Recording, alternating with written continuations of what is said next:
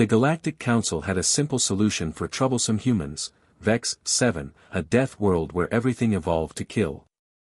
Lieutenant Maya Rodriguez stood in the drop pod, hands steady despite the 72-hour survival record. The longest anyone had lasted. Exile for striking a superior officer, the Kraith judge had sneered through his mandibles. Perhaps your famous human aggression will serve you there. Maya had smiled then, just as she smiled now, plummeting through Vex 7's crimson atmosphere. The Council didn't understand. They thought Earth was soft, oceans, forests, friendly yellow sun. They'd never walked through Australian outback, never faced a grizzly in Alaska, never survived Detroit on a Saturday night. The pod slammed into purple vegetation. Maya rolled out, combat knife already drawn. The air tasted like copper and ozone. Perfect. Within minutes, she heard it. A low rumble that vibrated through her boots. The native Kraith prisoners had called them Ravagers, 12 feet of armor-plated fury with 6 legs and jaws that could bite through starship hull plating. The Council's footage showed them tearing apart Grexian warriors like wet paper. The beast crashed through the undergrowth, all horns and rage. Maya didn't run. She studied it: weight distribution, blind spots, joint articulation. Her instructors at Fort Benning would be proud. The Ravager charged. Maya dropped and rolled left, dragging her knife across its rear leg tendon as she passed. The creature bellowed, stumbling. Before it could turn, she was on its back, knife finding the gap between armor plates at the base of its skull. Neural stem, same as Earth reptiles. It dropped. Maya was already moving. By nightfall, she'd mapped a 3-mile radius. The bioluminescent plants provided decent light. The water tested safe. She'd killed 2 more Ravagers and something that looked like a scorpion mated with a panther.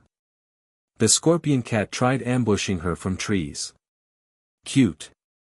She'd grown up with mountain lions in Colorado. Week 2 brought the first surprise. The Kraith monitoring station detected her signal: still alive. Impossible. They sent drones. Maya waved at the cameras, wearing a coat made from Ravager hide. Behind her, a shelter constructed from bones and salvaged pod materials. She'd even carved a sign: Rodriguez Hunting Lodge, EST 3287. The footage went viral across Council space. Week 3 brought hunters. Not animals, alien aristocrats who paid fortunes to hunt on death worlds.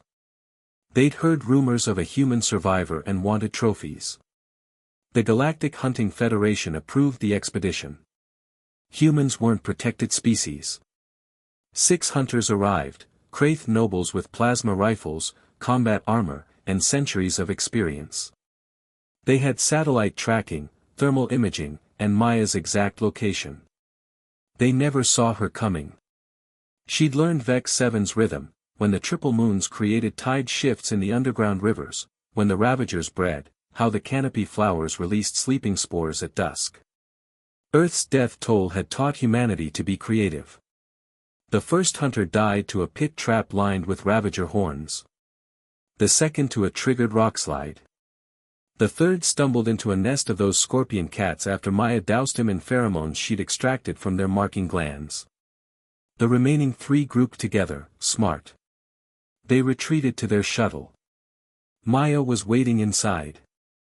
How? Their leader gasped, looking at his dead pilot. You track heat signatures, Maya said, wrapped in reflective plant leaves that masked her temperature. You scan for weapons. She held up a club made from wood and stone. You rely on technology in a place that eats technology for breakfast. She left one alive to tell the story. By the time he reached Council space, shaking and broken, the message was clear: Vex 7 belonged to Rodriguez. The Galactic Council convened emergency sessions. A human had conquered a planet deemed unsurvivable. Worse, she was thriving.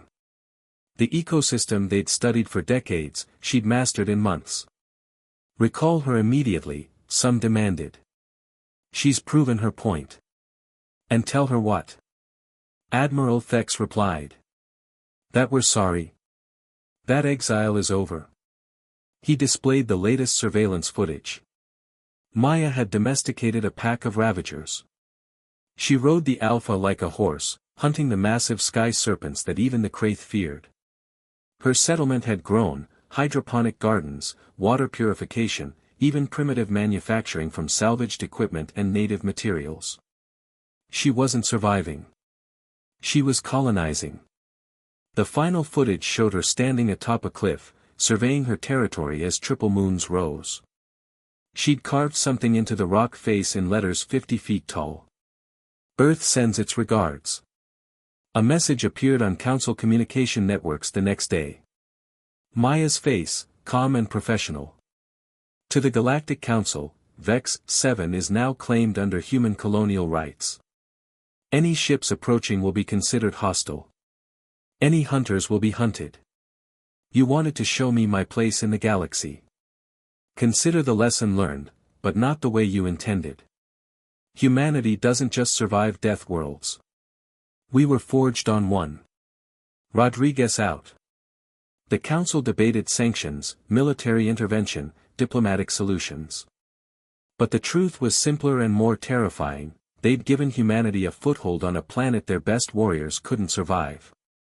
Every military strategist reached the same conclusion: if one human could do this, what could 1,000 do? 1,000,000? Vex 7 became humanity's first extrasolar colony. Maya Rodriguez became a legend. And the Galactic Council learned what Earth's history should have taught them. Humans don't conquer through superiority. They conquer through stubbornness, spite, and an absolute refusal to accept that anything is impossible. Maya never left Vex 7. She didn't need to. Within 5 years, human settlements dotted the planet. Scientists came to study. Families came to homestead.